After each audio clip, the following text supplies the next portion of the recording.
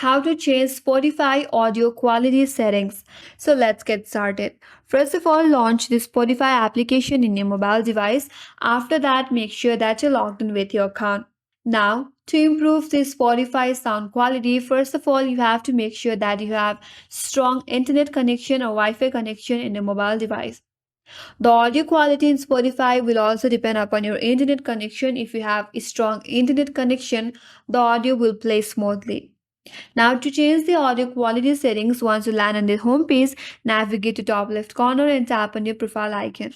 From here, tap on settings and privacy. Again, scroll down a bit and then tap on audio quality. Now under audio quality, you will have two sections as Wi-Fi streaming and then cellular streaming. From there, choose the last option that says very high from both of their section from Wi-Fi and cellular streaming. After you have chosen very high, if you scroll down a bit, there is audio auto adjust quality. You have to turn on that toggle as well, and Spotify will adjust your audio quality when your internet bandwidth is poor. Now, once you have changed this setting, you have improved the audio sound quality in Spotify.